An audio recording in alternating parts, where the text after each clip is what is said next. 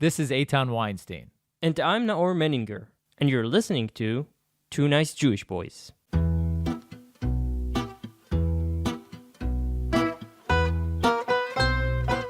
collaboration with Australian Jewish News, check them out at ajn.timesofisrael.com.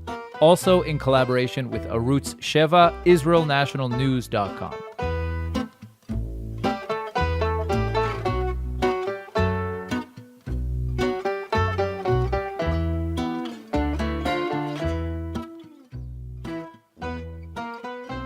In 2014, Vanessa Lapa had just released her new documentary film, The Decent One, about the lost diaries of SS commander Heinrich Himmler.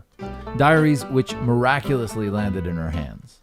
The film was a huge international success, and after years and years of thorough research, archive deep dives, and a life that revolved around Himmler, Lapa thought it was probably time to move on and put the Nazis where they belong, on the shelves of history. But fate had other plans for her. During one of the screenings of The Decent One in New York, an old Jew approached Lapa with an extraordinary offer, which eventually led to her new documentary, Speer Goes to Hollywood. Just when she thought she was out, they pulled her back in. Albert Speer was one of the closest men to Hitler, his Minister of Arms and the mastermind architect behind Nazi grand architecture. Speer Goes to Hollywood is premiering worldwide. In New York, it'll be in theaters on October 29th in the Film Forum. In LA on November 5th. The film won Best Director in the Jerusalem Film Fest. Highly, highly recommended. Naor and I both watched it. It's a great film. And we have the great privilege today of hosting Vanessa Lapa on the podcast. Thank you so much for joining us. How are you? Thank you for having me. So we'll start first of all with our mugs, which you guys can find online on 2njb.com/merch. Guys, if you like these mugs, there's a nice Jewish boy mug and a BDS Tears mug. You got to get your own. So check them out, 2njb.com/merch. So we watched the film, and it was very touching, very disturbing even. How do we begin? So why don't you tell the story of the guy who approached you at the screening? How did this all start? At the Film Forum in New York, Stanley Cohen told me, do you have more of the correspondence between Heinrich Himmler and Albert Speer in your research? And I said yes, and he started to send me emails every few months, and I kind of denied the emails. And then after 8 months, Tomer did a meeting with him, and he told us about the Paramount story, and he asked me to contact Andrew Birkin, the scriptwriter of the Paramount film, which I did, and 3 months later I went to meet Andrew Birkin. Who is the guy who was supposed to write the screenplay, and he had the recordings of him and Speer. Exactly. So you got tipped off that those tapes exist, essentially. Yes. But how did Cohen know about those tapes? Because he's a retired lawyer, and he did meet Speer in the 70s, and he's the lawyer who sold the rights to Paramount to write the script. Uh-huh. But the rights to the tapes were still Birkin's rights, or was it Paramount's rights? Or? In every country, in every state, it's different. So, the rights are ours. It is of historical importance, which is above all rights. Mm-hmm. Andrew kept them, and for some reason that I believe was really important for him, he waited for someone to hear everything, because after he interviewed Speer, he could also not have kept those tapes, so he did keep the tapes. And when I went to see him, he immediately shared the tapes with me and the content of the tapes. So I think he deeply felt that those tapes shall be heard. So let's go back a second. First of all, for our listeners, maybe who is Speer in a few words, and how did he end up living to the 70s? Because To the 80s. to the 80s actually, yeah. Speer began as the architect of the Third Reich, and then Hitler appointed him to be the Minister of Armament. And he was a brilliant producer, and although he knew that the war was lost after Stalingrad, he managed to put a huge production and to make the war last another 2.5 years. Mm-hmm. And then at the Nuremberg Trials. And at the Nuremberg Trials, he managed to get out with 20 years of prison, which is mind-blowing because he managed to charm the judges at Nuremberg. I believe that beside the fact that he was differently and more charming than most of the Nazis, he spoke 3 languages. He used to quote, Voltaire and Malraux and Goethe.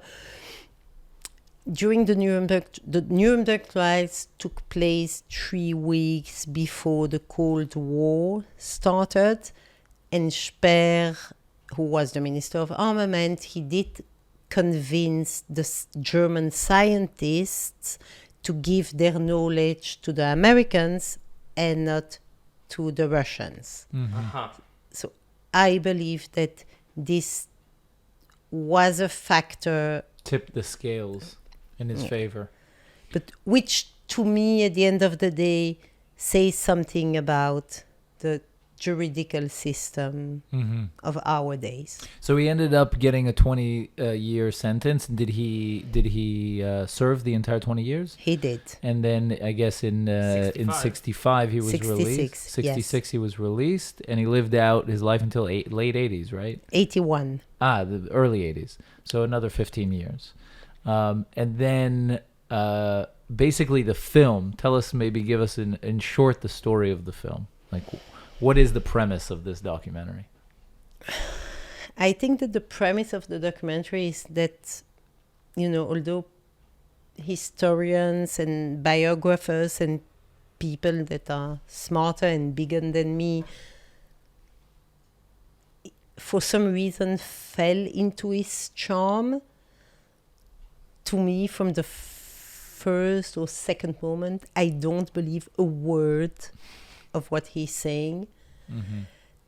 And when in the film you see that he's saying that if he wouldn't feel any guilt, he wouldn't appear, I don't believe a word of what he's saying.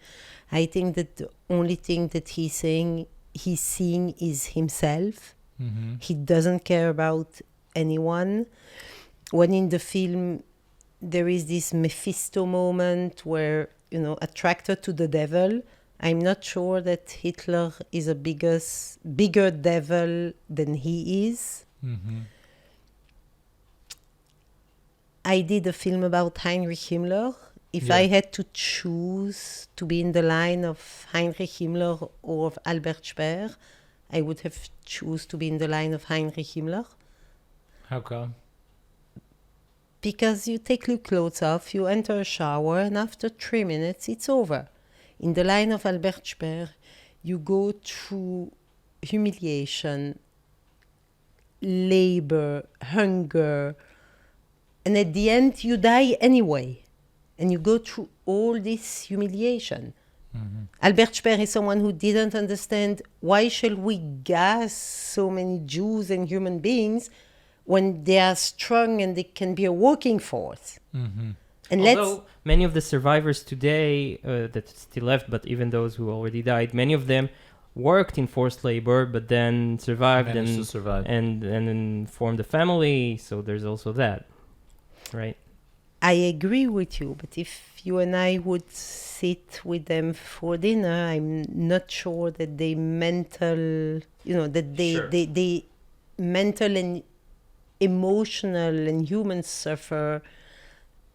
At least to me, is something that I don't think I could have bared. It's also, I mean, it's like Himmler famously or infamously released, I think, 1,200 Jews at the end of the Holocaust in the end of the World War II in some bid to try and get out. He had negotiations with the Red Cross, right? And he tried to make a deal with Bernadotte. Yes. With the Count Bernadotte. Yes. Yes. And I don't think I would put any of those lives to his merit, right? It's not like... Totally.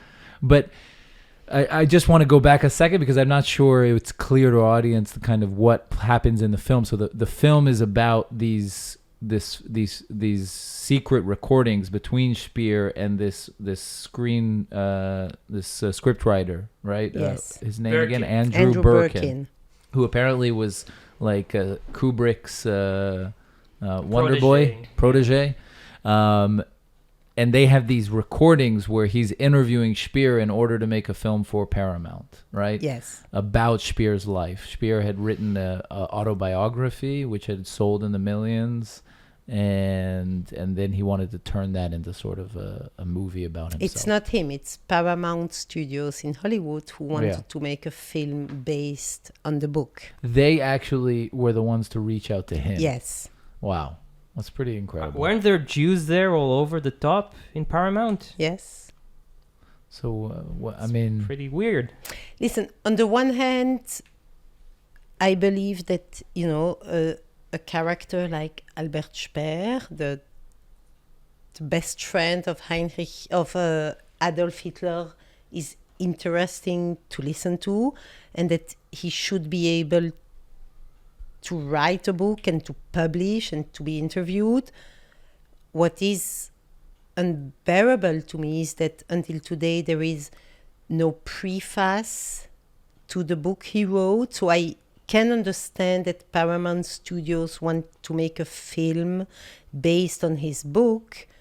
What I cannot understand is that it's not a documentary film like we did that is questioning what Albert Speer is writing in his memoirs. His accounts. Yeah. On the contrary, I mean, to me, the most disturbing thing in the movie is not Speer, it's Birkin, who is an accomplice in this plot to reshape history.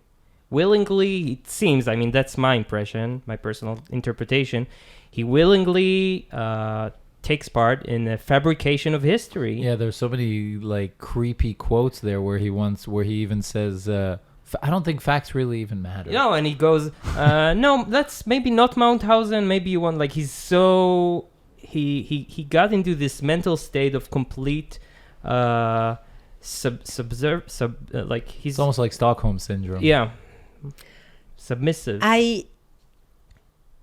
I agree with you, but I have to say that let's not forget that Andrew Birkin was 26 years old. And when judges at Nuremberg got caught by the charm of Speer, how can you expect of a young guy not to fall into his charm? Mm-hmm.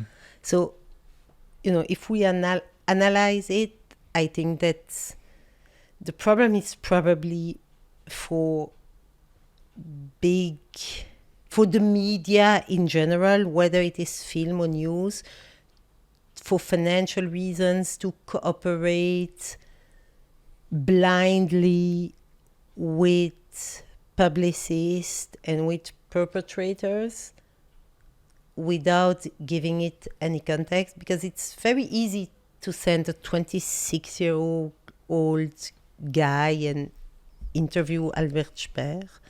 I mean, how can he not fall into the charm of this super charming...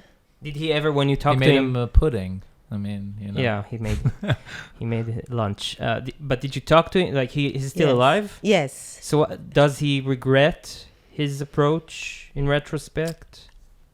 I think that the very fact that he gave us those 40 hours of audio means that he feels that those shall be heard to the world, and that he regrets that he wasn't tough enough versus Speer. Was there evidence, because at the beginning of the movie there's a bit where you say that more conclusive evidence was released after the Nuremberg trials. Was there evidence that was more conclusive as to Speer's knowledge of the crimes and of the Holocaust and the atrocities themselves? Specifically regarding Speer, not. I think that the film is quite revealing enough evidence against him, but I think that although most of the people may not agree with the sentence that Speer got, that he didn't get the death sentence, we should remember that the Nuremberg trials, led by the American, took place 6 or 7 months after the end of the war, and they didn't have time to gather all the evidence, but they did the best they can. They still weren't living in a world where Holocaust equals 6 million Jews murdered, right? I mean, they had the atrocities kind of were coming out, but it wasn't like as it, I guess, is to us, as clear as it is to us, that the Holocaust was the systematic murder of 6 million Jews. Or was it? I agree with you, and I will add to that to me, the Holocaust or the Second World War is beyond 6 million Jews. Mm-hmm. I mean, almost 80 million human beings were killed. Yeah. And without someone like Albert Speer, at least 30 millions would have been spared. Okay, not the 6 million Jews, but 30 million human beings, whether they are Russians or Germans, their life would have been spared if not someone so smart and so effective as Albert Speer. But I mean, the problem I have with that is that you could say that about either side, right? You could say that in a war machine, there's always people that are driving the war machine, and on either side of the war machine, there's people driving it, and war leads to, especially the world wars, but World War II more than any, led to countless deaths. And to me, there's a famous part, I think, of the Nuremberg trials where Goering stands up and he says, if we had won the war, you guys would be standing here, not me. And there's truth to that if we look at just the war machine and the fact that, people are fighting people. But the Holocaust is kind of, I guess, the most extraordinary example of how the two sides are not equal, right? And how one war machine was maybe, whatever you have to say about war was a little bit more just, a lot more just than the other side. I agree with you, and from the research I can tell you that Speer and Goering were the biggest enemies in Spandau prison, and they had to split, the guards had to split between them. They couldn't even have lunch together.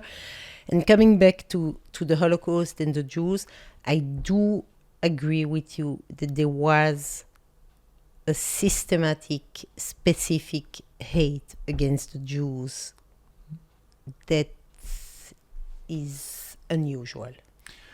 I wonder what's the worst criticism you got about the film from, your friends and family who saw it, and now you guys had the first premiere.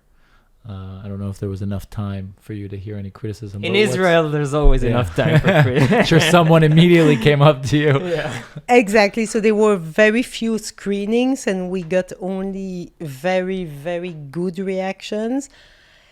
Yesterday at a screening in Israel, there was this woman who was crying and screaming at me, and she told me, how did you dare showing Albert Speer as a human being?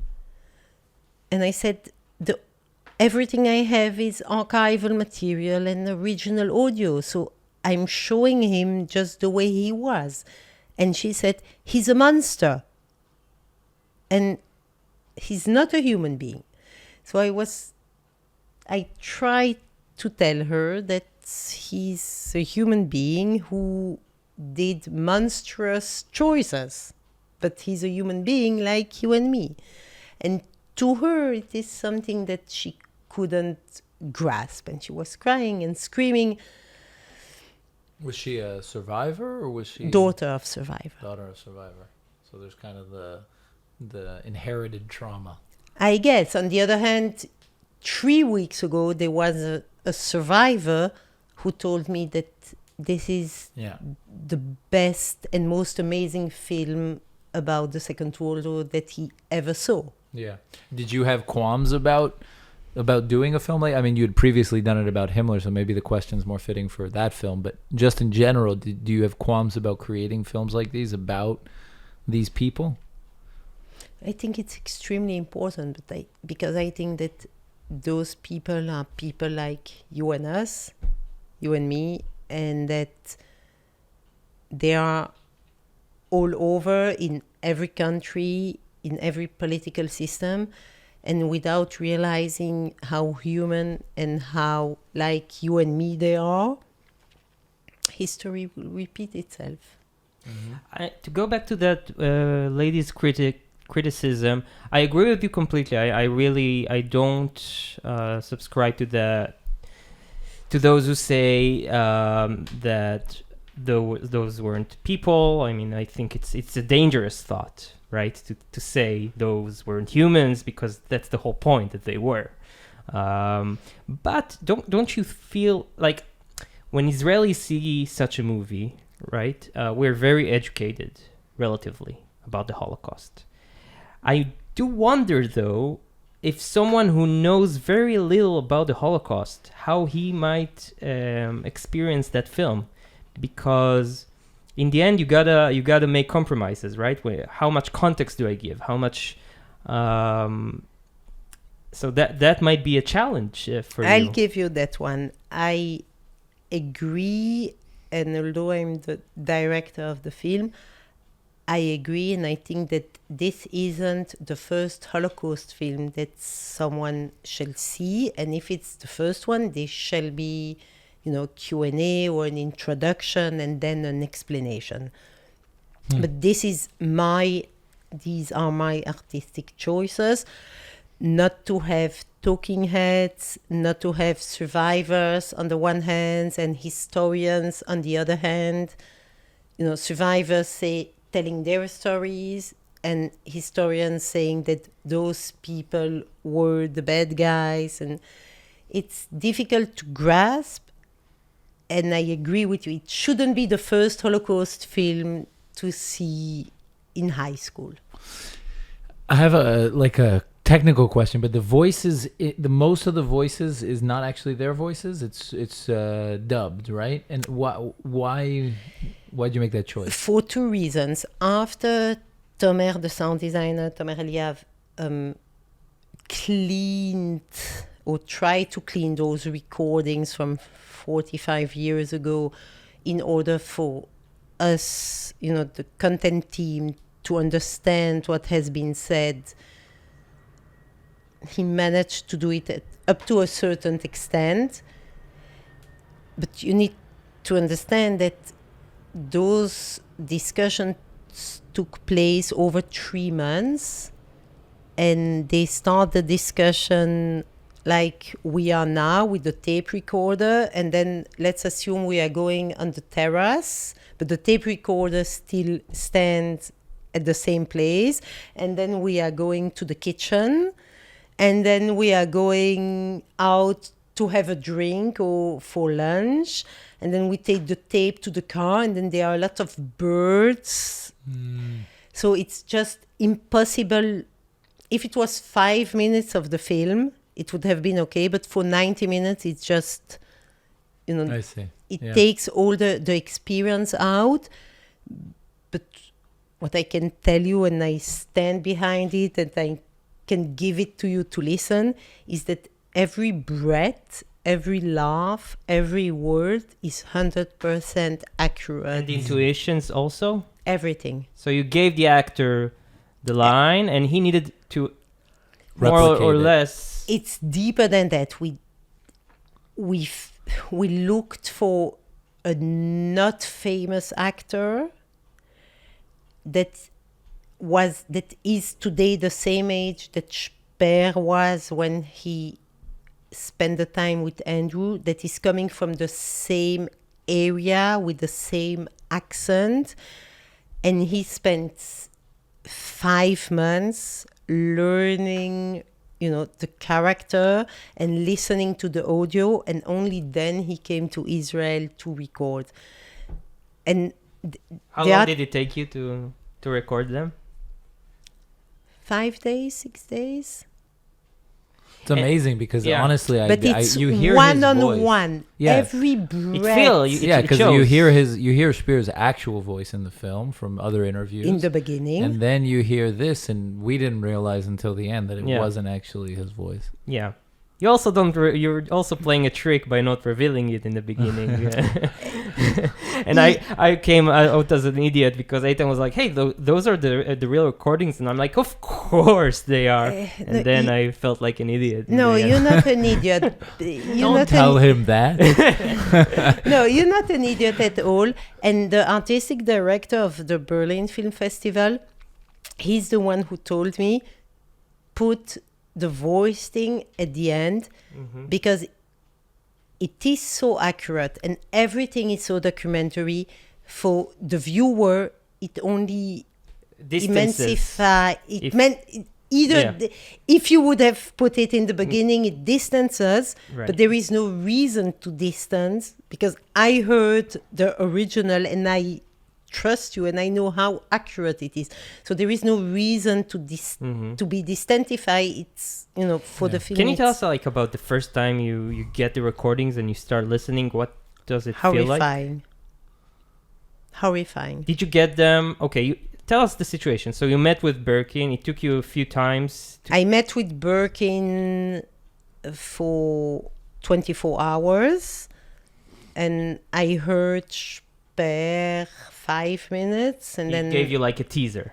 Okay. And the teaser was strong enough to ask me for more, and then during those 24 hours I heard another 10 minutes, and then I just asked him to hear everything. By that time you realized you're going to make a movie. Immediately. You had no choice, basically.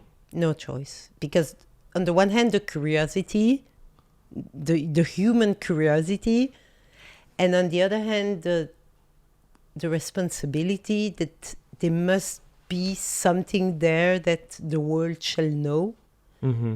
Because it's... So then you take the tapes or immediately, or you get them later? Within a few days, we started a cooperation. He was uploading the tape. Tomer was cleaning them. I, with 2 researchers, were transcribing and then calling Andrew and asking him for the parts that were not clear, because the cleaning, it's tapes that were done 45 years ago.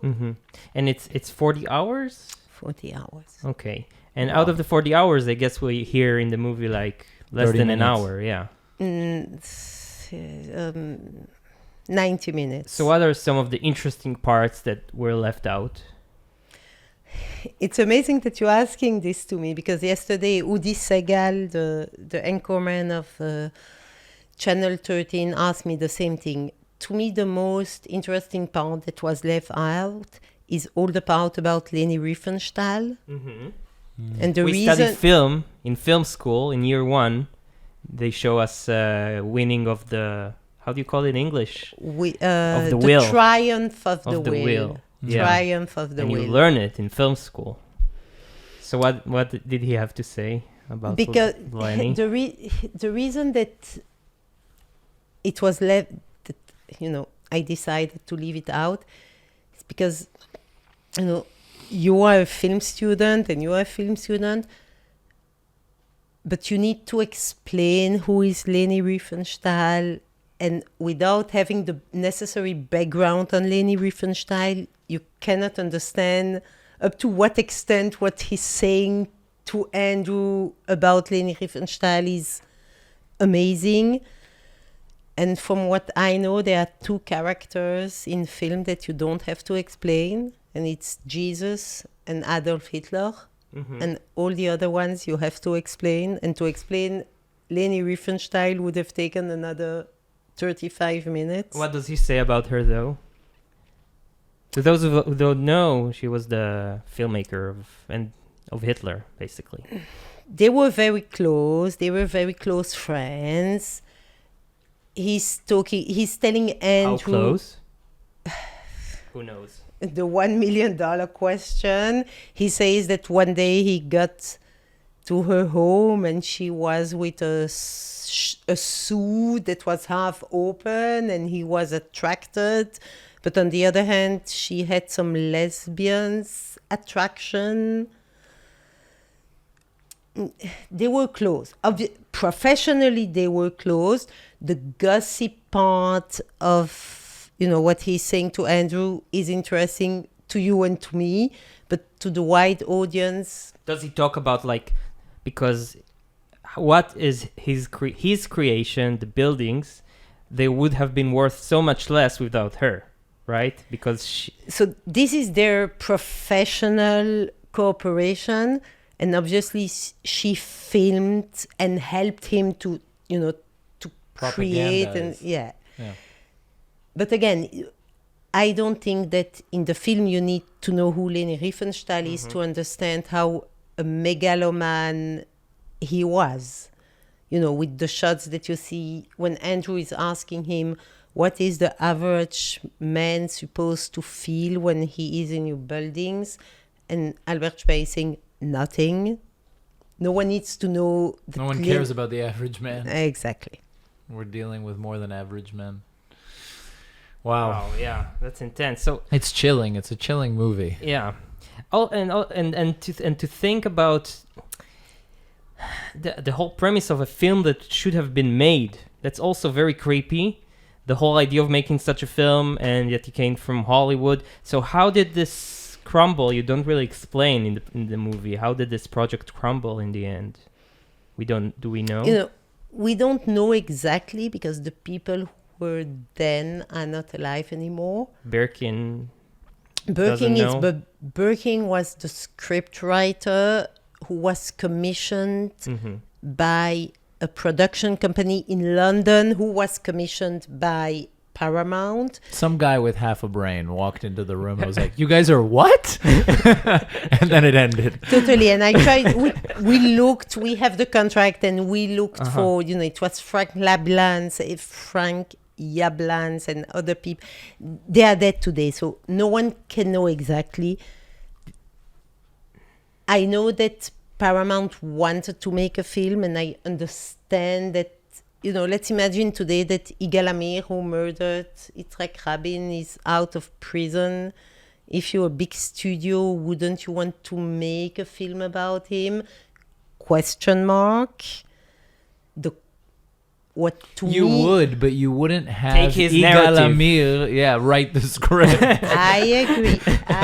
I couldn't agree more. First of all, because it would suck. No, obviously. but there's plenty of biopics that are about evil men, and I think that are really interesting and great movies. But yeah, you don't have the evil men write the movie themselves. I totally agree. I can just imagine, and on the other hand, understand that they really want to do it. But at the end of the day, they decided, within 3 months, they decided not to do it. So most probably they realized that although it may be a big blockbuster, they shouldn't really, Paramount shouldn't really produce a film based on Albert Speer memoirs. Yeah. And they were right. Yeah. And the screenplay, did you read it? Yes. Both versions? Yes. Because in the end, the two drafts. it's a little spoiler. I don't think it's such a big spoiler when he says no one should read the original draft, Speer says. So you read the... Okay. And I read both. And it's available, I guess, in their internet or something. No? This I don't know. Okay. I know that I have both. And I know that the difference between the first one and the second one, besides the changes that Speer is doing with Andrew, is that in Speer's book, the Poznan scene with Heinrich Himmler and the Mauthausen scene is not written. So Andrew did manage to insert in the screenplay of the supposed to be film 2 scenes that are not in Speer memoirs. Yeah. But it's not good enough. It was not good enough for Paramount, and I agree with Paramount, but at least he managed, although he's, all over Speer, he managed to insert 2 scenes that are not in Speer. But the screenplay is like bad, I guess. The original. The original. The screenplay is reflecting the memoirs. Okay. That's very diplomatic. I don't think that it's a question of good or bad. I think it's a question of should Hollywood produce a film based on the memoirs of a high-ranking Nazi without any perspective. Did Andrew Birkin write any other films that are maybe well known to us? The Cement Garden did it 20 years later. He was a young... Right. he was Stanley Kubrick's protege. He had the opportunity of his life. He went to spend 3 months with this charismatic guy, which he was. They were flirting also with the idea of Kubrick being involved in the project. Yeah, and even Kubrick said, I won't direct a film where Speer is not coming out like he should come out. Yeah. He cannot come out like the good Nazi. But let's not forget that Speer managed to convince the judges at Nuremberg. Mm-hmm. So why would we expect for 26... What was his main defense line? That he didn't know, but because now he knows that it happened, he regrets and he's taking responsibility in the name of the German people. Uh-huh. Thank you. Wow. It's very kind. It's very... Well, I guess that everything is forgotten then. Forgiven and forgotten. Wow, that's disturbing. Very disturbing. So do you have any idea? I mean, who's next? Goering, Hitler? That's it. You're done with the Nazis? I hope I am. The 2 stories came to me and, out of curiosity and responsibility, I did it. The Secret Diaries of Hitler, if they fall into your hands, maybe you'll consider it. Of course I'll consider it. There is this main question, if Hitler was alive, would you interview him or not? Absolutely. Of course, yes. Yeah. And I hope I would interview him, or I know today at my age that I would have interviewed him in a very tough way. But I think he's worth an interview. Yeah. And I hope that my next film won't be about Nazis. Yeah. But what drew you to it? I mean, what drew you to Himmler originally? What drew you to do these things? It was just by chance? The story came to me. A professor from Tel Aviv University, a psychiatrist whom I know, told me that in Tel Aviv somewhere there is a man who has the Himmler Diaries.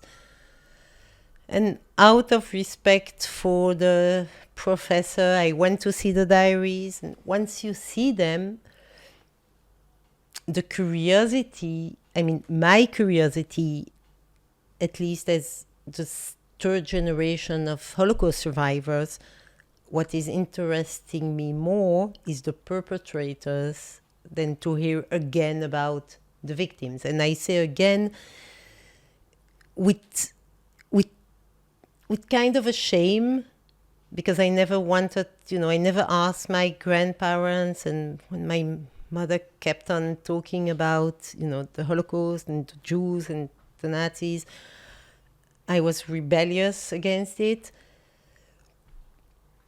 So, but I didn't want to have anything to do with, the victims. And the perpetrators interested me. That's Yeah. interesting. I think you should stick to it. I mean, it's interesting. I mean, I don't wish it upon you, you know. I guess it's pretty intense to be stuck in such vile content for so long. But Yes. but Did it really- affect you? Like, did you become a It different? I'm not sure if I became a different person, but it did reinforce in me that human beings are not a big hit, and that in fact the perpetrators are human beings like you and me, or like me, and that in today's politics, whether Are it's they though? Like you and me? yes. And they make choices. And I think that the politicians today are people like Albert Speer and like Heinrich Himmler. not to say that they're meaning I Capable. think the idea is that we're not equal human beings. We're not all necessarily as evil or as good or whatever, but we're human beings in the same that we're made Yeah, up of the same stuff. We're not evil at all, but we are the same human beings, and you and I make human choices and they make monstrous choices, but they are not monsters. Yeah, to that I Okay. agree, but it doesn't mean that we're the same, right? don't know. What differentiates? Everything except for the flesh and blood that we all share. This is what I mean, Everything that we are is the different. same. Yeah. The choices are different. The choices, the belief systems, the Yeah, but it's not some. Well, I think the idea is that it's not some bolt that's unscrewed, right? It's not yeah, like I agree. they're missing a part of their brain, or I don't know. yeah. You know, They're- 2 weeks ago we were at Telluride in Colorado, and there is this waiter who is a student of cinema, and he's volunteering at the festival, and he came to see the film. He's 28 years old, Italian, not Jewish. He usually doesn't go to documentary films, but only to fiction films. He came to see Speer Goes to Hollywood, and 2 days later he meets me in the street, and he says, "Vanessa, I'm so afraid. For the last 2 days, I'm not sleeping, because what is remaining with me from the film is the ambition of Speer, is the human side of Speer. Greed. And I'm asking myself, did I ever in my life hurt someone?" And he says hurt when Speer killed over 3 million people. Did I hurt someone because I wanted something so bad that made me hurt someone? That I was willing to overlook the fact that people were suffering because of it. Yeah. And to me, it's, the biggest, it's not only the biggest compliment, it's also the biggest reflection, because it means that, we have something to think about as human beings, and before we go to vote, and before we say something, or we decide not to say anything, which is a huge problem, not to say anything. So. But I think that that's kind of one of the things Noah touched upon earlier that I was concerned with when I saw the film, is that it kind of does. You're liable to leave the film thinking that Speer was this guy who overlooked the suffering of humans in order to achieve something, when in fact it's very possible, and I don't know if there's any evidence, but it's very possible that he was just a sadistic, asshole that actually enjoyed hurting others. No? I mean, it's hard to imagine that he wasn't. I mean, how anybody who has Capable. who has the value system where another human suffering is problematic to them, to even visit Mauthausen is going to be a stomach churning thing. It's you probably vomit profusely afterwards just from the stench, right? But this is I'm not sure, or I don't believe that Albert Speer was looking at himself in the mirror in the morning when he was brushing his teeth, and he was asking himself if he's doing something wrong. No, I don't think he was. I So I don't still think agree. I still agree that we're all human. I think that I could be a sadistic asshole. I think that we all can. I think we can all take For a moment. Exactly. We can all enjoy other people's suffering, and I still think it's a matter of choices. But I'm saying maybe he was so horrendous that he even made the choice to enjoy other people's suffering, and it wasn't just a matter of I'm not gonna think about the 3 million that I killed because I have ambition, but he took enjoyment in the deaths of all those people. I agree with you. I don't know, but it's hard for me to believe that someone. I tend to agree with you. And what I told this young, amazing guy, I told him, I'm sure you never killed someone. So he said, how do you know? So I said, that's okay. where you walk Because away. you're an Italian. You guys can't win wars. You can't kill Totally. anyone. So I told him, okay, I don't know, but I want to believe, and I do believe that if you killed one person, you didn't kill a second one. And then he said, okay, I rest my case. Wow. Vanessa, thank you so much. That was really fascinating. The movie's incredible, guys. You have to check it out. Yes. Really. Is there an email like for the company they can reach out to, or a website where they can Maybe see? to do screenings. Yes. So where- Info, INFO, at realworks,